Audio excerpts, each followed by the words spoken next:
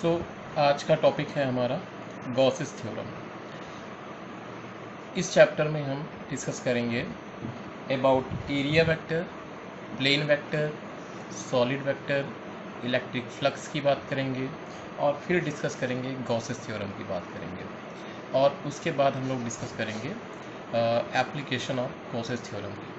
तो सबसे पहले हम बात करते हैं एरिया वेक्टर की।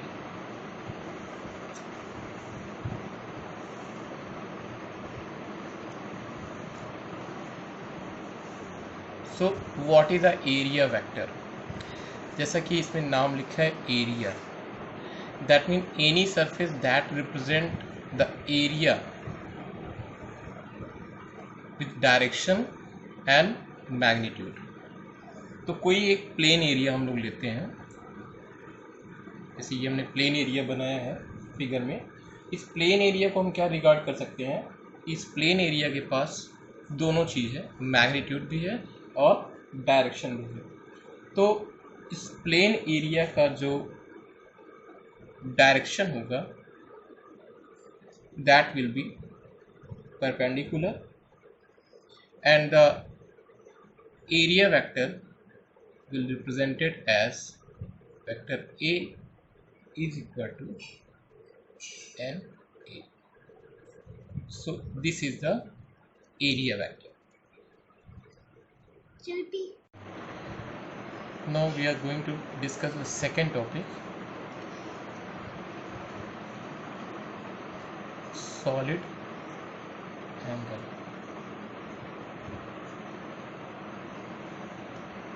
Solid angle and plane angle are the complementary unit, complementary physical quantities होती हैं, जिसको हम लोगों ने क्लास 11 में यूनिट एंड मेजरमेंट में भी सुना था। तो before going to discuss solid angle, let us discuss about the plane angle. सबसे पहले हम लोग डिस्कस करते हैं प्लेन एंगल के बारे में क्या होता है। So for the plane angle, let us suppose a circle is given. Now let us consider the arc of the circle subtends some angle at the center of the circle. ये circle की एक arc है, ये कोई angle इस पे subtend कर रही है, से थीटा। तो ये जो थीटा है, the angle subtended by the arc of the circle at the centre O, इस एंगल को हम क्या कहते हैं? प्लेन एंगल कहते हैं। क्या ये? Plane angle. और इसकी यूनिट क्या होती है प्लेन एंगल की? रेडियन। नो सपोज अब हमको 1 रेडियन को अगर डिफाइन करना हो तो 1 रेडियन क्या हो जाएगा? 1 radian is defined as the angle which an arc of length equal to the radius of the circle subtend at the center of the circle. यानी ये जो आर्क है with the help of the radius of the circle जो angle subtend कर रही है, इसी को हम क्या बोलेंगे? रेडियन बोलेंगे। सो दिस इज, सपोज अगर हम इसको लिखते हैं theta is equal to 1 radian, तो एंगल इज इक्वल टू क्या होता है? एंगल इज इक्वल टू होता है आर्क अपॉन रेडियस। नो अगर हमने थीटा को बोला कितना? 1 रेडियन बोला, तो 1 रेडियन किसके बराबर हो गया? आर्क अपॉन रेडियस के बराबर हो गया। तो ये जो आपका 1 रेडियन है, इसको हम यहाँ से भी डिफाइन कर सकते हैं, that is 1 radian is equal to arc upon radius. This is the plane angle. अब इसके बाद हम लोग डिस्कस करेंगे सॉलिड एंगल की। Now we are going to discuss the solid angle. अब सॉलिड एंगल क्या होता है? Basically solid angle is defined as the surface area of the sphere that subtend some angle to the centre of the sphere. तो कोई भी surface area जो centre of the sphere पे क्या करता है? एक एंगल सबटेंड करता है, that is considered as the surface area. Now for defining the solid angle, now let us consider a small surface area. हम स्मॉल सरफेस एरिया इस स्फीयर पे कंसीडर करते हैं जिसका सरफेस एरिया कितना है, dA. Now let us suppose this surface area subtend an angle to the center of the sphere. अब इस स्फीयर के सेंटर O पे क्या करता है, एक एंगल सबटेंड कर रहा है. नाउ दिस एंगल, जो यहाँ पे एंगल सबटेंड करेगा, this is the projection of the surface area dA. ये एंगल जो सबटेंड करेगा, this angle is called d omega due to infinitesimally small surface area dA.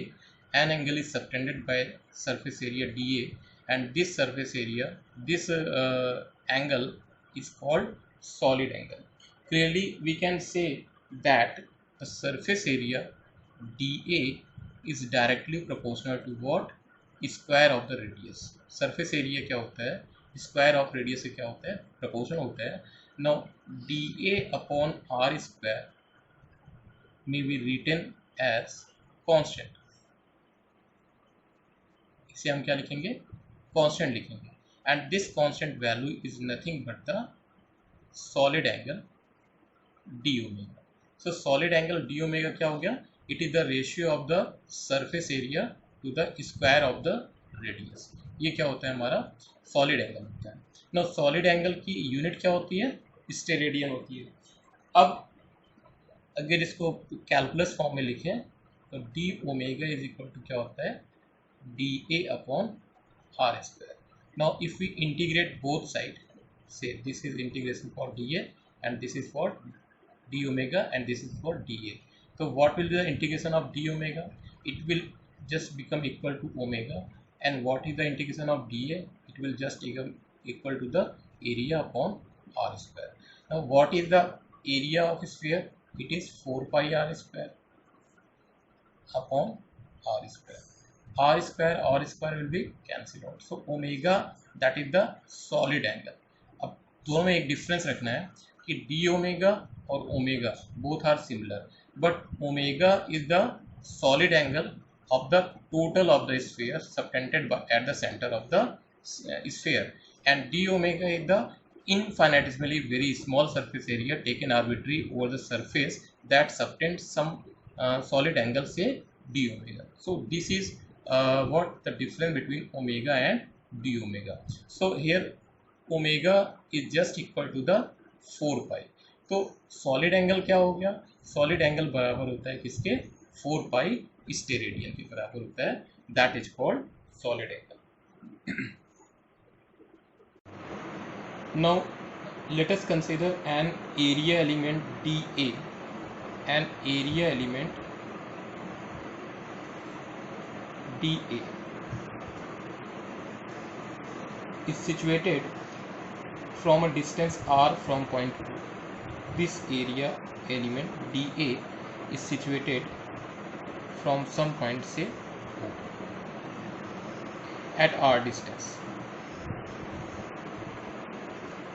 ये एरिया जो है dA, it is situated from some point say O at a distance r. So the area vector जो हमने पहले भी discuss किया था, area vector will just give a normal to the surface area. This is area vector dA.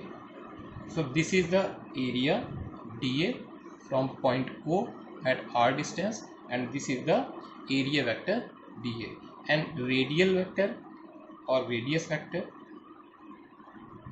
unit vector, is r cap. Now let theta be the angle between r and vector dA. Theta be the angle between the unit vector r and dA, representing the area element dA.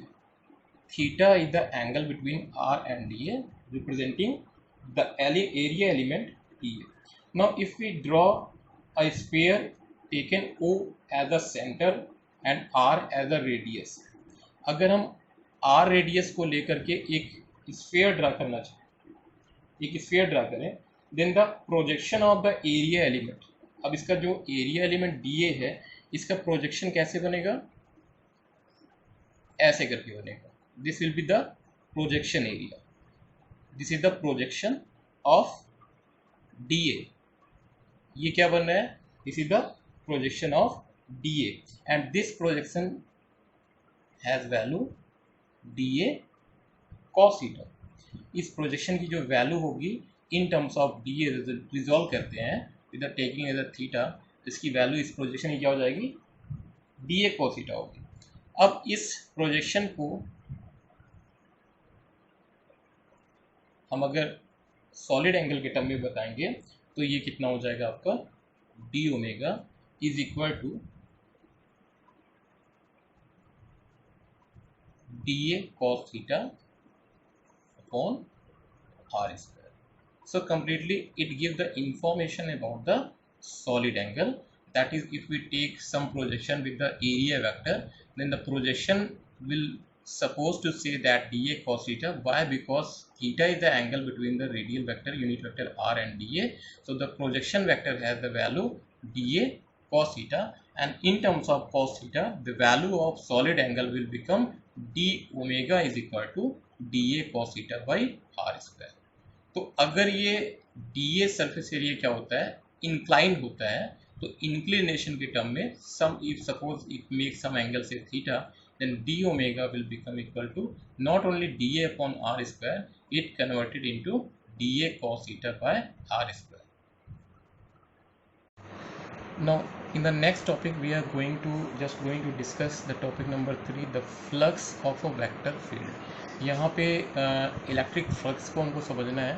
तो electric flux को समझने से पहले हमें ये समझना पड़ेगा कि फ्लक्स एक्चुअल में क्या होता है। तो सबसे पहले अगर हम फ्लक्स की बात करें तो कॉन्सेप्ट ऑफ फ्लक्स क्या होता है, basically it is very important point in terms to understand the Gauss's theorem and its application. तो फ्लक्स है क्या, flux is a physical property. Flux क्या होता है, एक तरह की प्रॉपर्टी होती है of any vector field and it is a measure of the flow. तो ये क्या करता है, it is the physical property, ये क्या है, एक तरह की प्रॉपर्टी है। Flux is only the property, kind of physical property of any vector field. किसी भी वेक्टर फील्ड की क्या होती है, ये प्रॉपर्टी होती है ऑफ एनी वेक्टर फील्ड। तो flux is the property of any vector field that is the measure of the flow. फिर से सुनिए, flux is the property of any vector field that measure. ये क्या करता है, फ्लक्स क्या करेगा, मेजरमेंट देगा, किसका, फ्लो का। तो किसी भी वेक्टर फील्ड के फ्लो का क्या करेगा, ये मेजरमेंट देगा। But the condition is that the flow should be through any arbitrary surface area.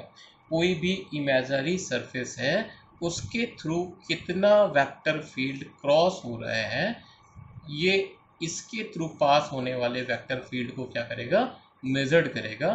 तो that will be the flux. यहाँ फ्लक्स को हम लोग किससे डिनोट करेंगे, फाई से डिनोट करेंगे। फिर से समझिए, फ्लक्स क्या हो गया, flux is the physical property.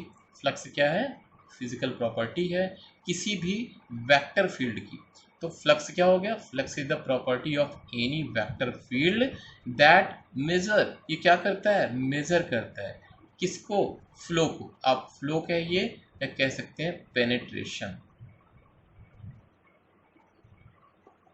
किसी भी सरफेस एरिया को, सरफेस एरिया के थ्रू कितना वेक्टर फील्ड क्या कर रहा है, पेनिट्रेट कर रहा है, पास आउट हो रहा है, निकल रहा है, दैट इज कॉल्ड फ्लक्स। इसको क्या बोलते हैं हम लोग, फ्लक्स बोलते हैं। तो flux is a property of any vector field that measure the flow through a surface area. किसी सरफेस एरिया से कितना वेक्टर फील्ड क्रॉस हो रहा है, दैट इज कॉल्ड फ्लक्स। ये क्या होता है, फ्लक्स होता है। अब इसको समझने के लिए मैं इसको थोड़ा समझाता हूँ, इसको तो आपको और क्लियर होगा कि कैसे सरफेस एरिया होता है और कैसे ये जो है प्रूफ होता है। अब इसको समझने के लिए हम ले लेते हैं, कंसीडर कर सकते हैं कि कोई एक वेलोसिटी फील्ड है, ठीक है, कोई एक वेलोसिटी फील्ड ऑफ लिक्विड ले लेते हैं, एयर ले लेते हैं। तो एक यूनिफॉर्म वेलोसिटी फील्ड है, किसी लिक्विड का ही ले लेते हैं हम लोग।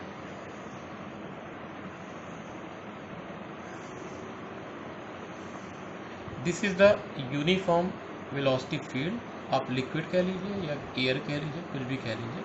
तो this is the uniform velocity field of a liquid. किसी भी लिक्विड का क्या है, यूनिफॉर्म वेलोसिटी फील्ड है। अब इसमें हम क्या करते हैं कि हम एक स्क्वायर ले लेते हैं और एक स्क्वायर को जिसका सरफेस एरिया क्या है, ए है, इसको हम क्या कर सकते हैं, इसके सामने ऐसे रख देते हैं। Now the number of field line, vector field line that is crossing through this loop और दिस फील्ड और दिस सरफेस एरिया। अब जितनी भी नंबर इलेक्ट्रिक वेक्टर लाइन है, वेलोसिटी वेक्टर लाइन है, associated only with the surface area, इस surface area से associated जितनी भी फील्ड लाइन निकल रही है, वेक्टर फील्ड लाइन, इन्हें हम क्या बोलेंगे, फ्लक्स बोलेंगे। एंड यहाँ पे फ्लक्स क्या है, it is the volume associated with the surface area. तो ये क्या हो गया, it is the volume associated with the surface area, and the flux in this case will be given by phi is equal to velocity vector v and the area। ये completely क्या दे रहा है, it give the completely volume vector of this field, so this is the flux। now by changing the orientation of this frame, इस frame का orientation अगर जैसे जैसे हम क्या करते हैं, चेंज करते हैं, तो उसके करस्पॉन्डिंग जो फ्लो है वो भी क्या होता है, चेंज होता है। अभी इसके हमने क्या किया था, पैरेलल रखा था, पैरेलल रखा था तो हमारा ये फ्लक्स क्या आ रहा था, मैक्सिमम आ रहा था। अगर हम इसको क्या कर देते हैं, कुछ इंक्लिनेशन पे रख देते हैं, विथ सम इंक्लिनेशन से, the inclination make some angle से थीटा पे रख देते हैं, तो what will be the flux, the flux will be given by, in this case, phi is equal to VA cos theta when this frame is placed with some inclination along the direction of the velocity vector or the vector field। तो यहाँ पे जो flux pass out हो रहा है वो क्या हो जाएगा, phi is equal to VA cos theta, या phi is equal to हम लिख सकते हैं क्या, A dot B is equal to AB cos theta होता है, तो हम यहाँ क्या लिखते हैं, phi is equal to velocity vector V और एरिया वेक्टर A। तो ये क्या हो रहा है, फ्लक्स हो रहा है। तो अब ये जो फ्लक्स है, it changes with changing the inclination, that is हम इस फ्रेम को किस तरह से रख रहे हैं, हम इसके पैरेलल रख रहे हैं, परपेंडिकुलर रख रहे हैं। तो in such cases anti parallel रख रहे हैं, that mean the number of field line entering और number of field line leaving, इन सारे केसेस में फ्लक्स हमारा क्या होता है, चेंज होता है। तो फ्लक्स क्या हो सकता है, पॉजिटिव भी हो सकता है, और फ्लक्स क्या होता है, निगेटिव भी हो सकता है, और फ्लक्स क्या होता है, जीरो भी हो सकता है। अब फॉर एग्जांपल जैसे फाई बराबर हमारा वी ए कॉस थीटा आ रहा है, तो in case when we are placing perpendicular to the plane, that is in such a case से नंबर वन, इस केस में अगर रखते हैं तो यहाँ पे थीटा क्या हो जाता है, हमारा जीरो हो जाता है। और आप वैसे भी देखें, अगर इसको हम ऐसे डायरेक्शन में रख रहे हैं तो नंबर ऑफ फील्ड लाइन क्या हो जाएंगी, मैक्सिमम निकलेंगी, इससे पास होने वाली क्या होंगी, मैक्सिमम होंगी। लेकिन अगर इसको हम क्या कर देंगे, इंक्लाइन कर देंगे, तो ये क्या हो जाएगी, मिनिमम हो जाएगी। और इसी को अगर हम 180 रोटेट कर देंगे तो ये क्या हो जाएंगी, निगेटिव हो जाएंगी। तो फ्लक्स में भी positive, negative and zero, zero भी हो सकता है, पॉजिटिव भी हो सकता है, निगेटिव भी हो सकता है। तो जीरो होना या पॉजिटिव होना, ये दोनों केसेस क्या है, जब आपका जीरो आ रहा है या मैक्सिमम आ रहा है, तो maximum is the case when the hypothetical और द स्फीयर और the surface is place perpendicular to the passing field line. जब इसको परपेंडिकुलर रख रहे हैं तो क्या हो रहा है, मैक्सिमम मिल रहा है। In that case theta will become zero, तो ये क्या हो गया, पॉजिटिव फ्लक्स हो गया। इन जीरो फ्लक्स, जब इसको हम क्या कर दे रहे हैं, जस्ट पैरेलल रख दे रहे हैं, इसके हमने क्या उठा के रख दिया, पैरेलल रख दिया, तो know field line is passing through the surface, कोई भी फील्ड लाइन क्या हो रही है, पास नहीं हो रही है। तो in such a case the flux will be zero. तो this is the case of flux. Now we are going to discuss electric flux. अगर ये समझ में आ जाएगा तो इलेक्ट्रिक फ्लक्स क्या होगा, बहुत आसानी से समझ में आ सकता है, बिल्कुल सेम होता है। अब हम लोग डिस्कस करेंगे इलेक्ट्रिक फ्लक्स के बारे में, डिस्कस करेंगे कि इलेक्ट्रिक फ्लक्स क्या है। अगर आपको पीछे जो है थर्ड टॉपिक में फ्लक्स से समझ में आ गया तो इलेक्ट्रिक फ्लक्स समझना बहुत ही आसान है। तो बेसिकली क्या होता है कि now let us consider some electric field line are passing uniformly, and in this line we have place some non uniform shape of any surface. Non uniform shape का हम क्या करते हैं, कोई सरफेस एरिया रखते हैं, सरफेस रखते हैं जिसका एरिया ऑफ सरफेस क्या है, ए है। Now in this case suppose we have taken a small surface area but the surface is uniform. This surface area is dA. Now dA, and let us suppose the electric field line passing or associated with or penetrated with the surface area is E. Then what will be the electric flux? According to flux, we know that phi is the product of what, E dot dA. या phi is equal to आप क्या लिख सकते हैं, अब इसके associated जो flux है वो क्या हो जाएगा, डी फाई हो जाएगा। तो d phi E is equal to क्या हो जाएगा आपका, ई डॉट डी।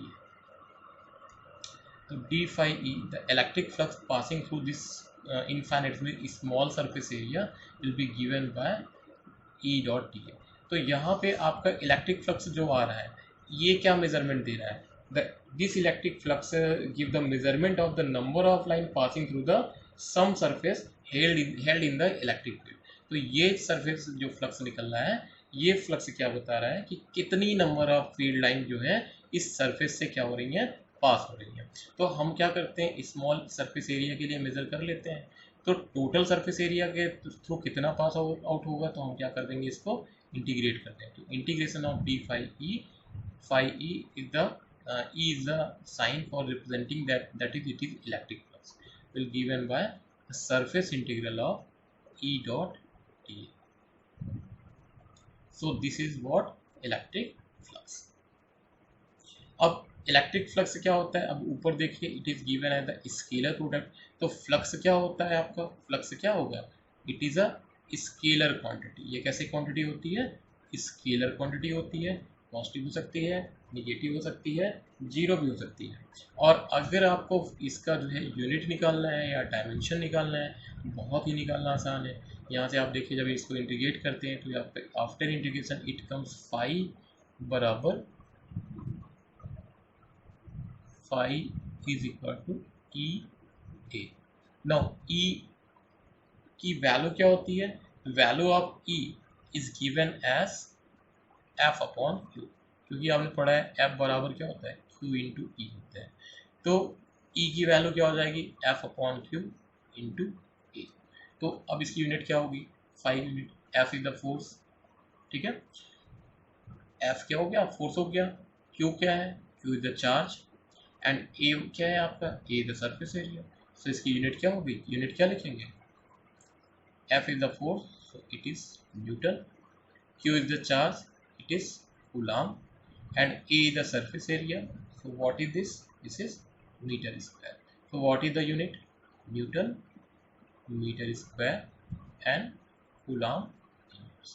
अब डायमेंशन निकालना बहुत ही आसान है, न्यूटन दैट इज फोर्स, तो फोर्स की डायमेंशन क्या होती है, M L T minus, and metre square की डायमेंशन क्या हो जाएगी, एल स्क्वायर।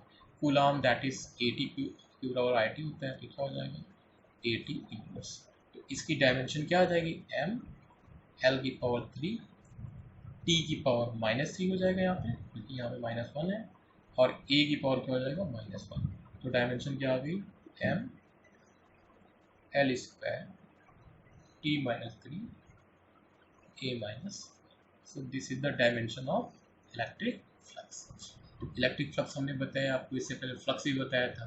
तो इलेक्ट्रिक फ्लक्स क्या हो गया, it is the measure of number of electric field line passing through a close surface. किसी भी क्लोज सरफेस या किसी भी सरफेस के थ्रू कितनी electric field line pass out हो रही है, तो ये क्या करता है, इलेक्ट्रिक फ्लक्स मेजरमेंट देता है कि किसी भी सरफेस से कितनी फील्ड लाइन क्रॉस हो सकती है। तो that is give the proper way, in the proper way we can set the number of electric field line passing through a surface is called electric flux।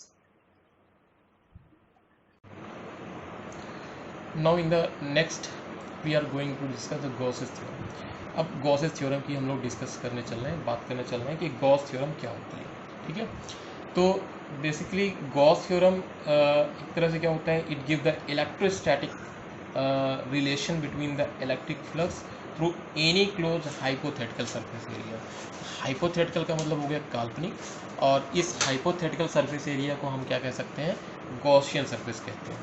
तो what is the statement of this theorem, the statement of this theorem is the electric flux through any closed surface. कोई भी electric flux हमने पहले भी discuss कर दिया है, किसी भी क्लोज सरफेस से जो इलेक्ट्रिक फ्लक्स पास आउट होता है, या the electric flux associated with the hypothetical surface और Gaussian surface is given as integral surface of, ये हमने पहले भी डिस्कस किया, इलेक्ट्रिक फ्लक्स क्या होता है, it is given as E dot d है। तो ये जो निकल रहा है electric flux, it is nothing but 1/epsilon naught time the total charge enclose in that hypothetical surface. तो गॉस थ्योरम क्या हो गया, the electric flux associated with any close surface is given as 1/epsilon naught times the total charge associated with that hypothetical surface. किसी भी hypothetical surface पे कितना charge है उसका 1/epsilon naught जो होता है, that is the electric flux. फिर से एक बार सुनिए, it explains that the total electric flux is equal to 1/epsilon naught times the charge q. Electric flux passing through any closed surface is given by 1/epsilon naught times the total charge enclosed in that hypothetical surface. इस statement को हम क्या कहते हैं, Gauss theorem कहते हैं। इसको हम मैथमेटिकली कैसे लिखते हैं, phi e is equal to integral surface E dot dA is equal to 1/epsilon naught times of the total charge associated in it. अब इसको हम क्या कर सकते हैं, प्रूफ कर सकते हैं। प्रूफ इसका बहुत ही आसान है, ठीक है, बट ये ऑप्शनल है, इसको प्रूफ करते हैं। Now we are going to proof the Gauss theorem.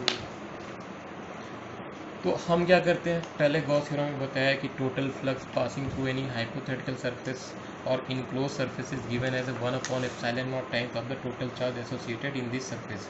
तो इसमें क्या करते हैं कि हम कोई एक सरफेस हाइपोथेटिकल किसी शेप और साइज का ले लेते हैं, जिसमें मान लेते हैं कि एक चार्ज हमारा +q रखा हुआ है। Now the solid angle at this point, ये पॉइंट हम मान लेते हैं पॉइंट ओ पे रखा है। सॉलिड एंगल जो सबटेंड हो रहा है, इस पर कितना हो रहा है सॉलिड एंगल, इस सॉलिड एंगल को हम क्या कहते हैं, डी ओमेगा कहते हैं। नाउ सपोज चूँकि चार्ज है तो charge will always pass some electric field line. अब इस चार्ज के थ्रू पास जो इलेक्ट्रिक फील्ड लाइन हो रही है, इस स्मॉल सरफेस एरिया, इस पॉइंट को हम कह देते हैं P बोल देते हैं, and this point is located at r distance from the centre, इस पॉइंट से r डिस्टेंस पे है। और ये क्या हो गई, इसकी इलेक्ट्रिक फील्ड लाइन हो गई E, and this is the surface area vector dA।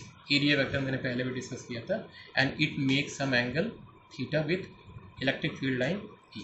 Now according to Gauss theorem, अब गॉस थ्योरम के हिसाब से क्या होता है, गॉस थ्योरम बताता है, सॉरी इलेक्ट्रिक फ्लक्स की डिफिनेशन से, गॉस थ्योरम तो हमको प्रूव करना है, इलेक्ट्रिक फ्लक्स की डिफिनेशन से होता है d phi e is equal to vector E dot dA. Now since E and dA are inclined to each other makes some angle say theta, so E dot dA is equal to क्या हो जाएगा, E dA cos theta, d phi is equal। अब ये क्या है, this is for the flux passing through the infinitely small surface area of surface area dA। ये पूरा surface area कितना है, A है। हमने क्या किया है, इसमें स्मॉलेस्ट रीजन इसमें लिया है, that is having surface area dA, and the flux passing through it is infinitely small, that is d phi E। अब इसको हम क्या करते हैं, इंटीग्रेट करते हैं by placing the value of electric field E की value electric field intensity at point P at r distance from the point +q charge, पहले चैप्टर में हम लोगों ने डिस्कस किया था, ये होता है 1/4 pi epsilon naught q upon r square, बाकी dA cos थीटा आपका लिखा ही हुआ है। सो phi e की वैल्यू, d phi e की वैल्यू हम क्या लिख सकते हैं, q upon 4 pi epsilon naught and dA cos theta upon r square.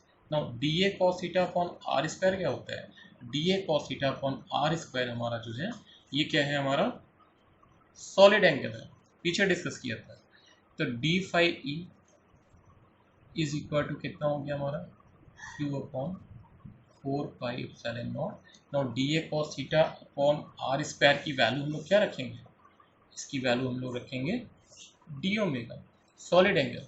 So integration of d phi E will be given Q by 4 pi epsilon naught हमारा क्या है, constant है, integration of D omega surface integral. Now what is d phi e? Integration of d phi e gives phi e and q by 4 pi epsilon naught हमारा क्या है, constant है। and what is value of integral d omega, d omega की value क्या होती है, पीछे निकाला था हमने 4 पाई, तो 4 पाई से 4 पाई क्या हो जाएगा, कैंसिल आउट हो जाएगा। सो द टोटल फ्लक्स, जितना भी फ्लक्स निकल रहा है इस सरफेस एरिया से, अभी हमने डी फाई ई निकाला था क्या, स्मॉल सरफेस एरिया से, जो हमने एक कंसीडर किया था, एक हाइपोथेटिकल एक स्मॉल सरफेस एरिया लिया था, इसका सरफेस एरिया कितना डी ए था, उसको हमने इंटीग्रेट कर लिया। तो अब ये क्या हो गया, ये दे रहा है हमारा क्या, टोटल फ्लक्स दे रहा है। टोटल फ्लक्स कितना पास आउट हो रहा है, it is nothing but Q by epsilon not. कि फ्लक्स कितना आ गया हमारा 1 by epsilon not time of Q, और यही क्या है, ये तो हमारी गॉस थ्योरम है। तो इस तरह से हम देखते हैं कि गॉस थ्योरम को कैसे प्रूव किया जाता है। अब हम कहते हैं कि number of charges are present in the hypothetical surface area, बहुत सारे चार्जेस प्रेजेंट है, Q1 Q2 Q3, या आप कह सकते हैं -Q4 -Q5 +Q6, ऐसे करके बहुत सारे चार्जेस हैं। तो just we have to take out the summation of all the charges and in this case, अब इस केस में क्या हो जाएगा, तो टोटल हमारा जो इलेक्ट्रिक फ्लक्स होगा that will be given as 1 by epsilon naught summation of the charge, ये हमारा क्या हो जाएगा, टोटल फ्लक्स हो जाएगा। तो इस तरह से हम देखते हैं कि गॉस थ्योरम को कैसे इसको प्रूव किया जाता है। एक बार फिर से देख लीजिए, सारी चीज़ें आप इसमें देखते जाइए। सबसे पहले हमने क्या किया, एक हाइपोथेटिकल एक सरफेस एरिया लिया, इसमें हमने माना कि प्लस क्यू चार्ज हमने एक ओरिजिन पे रखा है, यहाँ से आर डिस्टेंस पे एक हमने स्मॉलेस्ट सरफेस एरिया रीजन लिया जिसका सरफेस एरिया क्या है, डी ए है। Now D A is the area vector, area vector को हमने नॉर्मली लिया, यहाँ से रिप्रेजेंट किया, and the field line passing through the surface area is given as E. तो flux associated with this small surface area is given by E dot D A, E dot D A dot B, E dot D A is equal to क्या हो जाता है हमारा, A B cos theta, A D A cos theta हो गया। ई की value हम जानते हैं फॉर द पॉइंट चार्ज, कोई भी पॉइंट चार्ज है उससे आर डिस्टेंस पे अगर हमको पी पॉइंट पे क्या करना है, इलेक्ट्रिक फील्ड पता करना है, तो ये हमने पीछे पढ़ा था, ई बराबर 1 by 4 pi epsilon naught Q by r square होता है, वही वैल्यू यहाँ पे हमने ले जाके रख दी है, डी ए कॉस थीटा कर दिया। अभी यहाँ पे हमने टेक्निकली क्या किया, d A cos theta by r square को साथ में लिख दिया है, ताकि हम इसमें क्या कर सकें, इसमें हम आसानी के साथ डी ओमेगा को ला सकें। तो हम यहाँ पर डी ओमेगा लाते हैं, डी ओमेगा क्या है, this is the solid angle. Solid angle हमने बताया आपको पीछे क्या होता है, और इस सॉलिड एंगल की वैल्यू क्या होती है, 4 पाई होती है। इस 4 पाई की वैल्यू यहाँ पे रखेंगे तो we will get exactly what the Gauss's theorem explains, that is total flux associated with any hypothetical surface or the Gaussian surface is 1 by epsilon naught times of the total charge associated with it। ये क्या है आपकी Gauss theorem. तो आज के लिए इतना पढ़ेंगे हम लोग, और इसके बाद कल हम लोग डिस्कस करेंगे गॉस थ्योरम की एप्लीकेशन 1 by 1। ठीक है।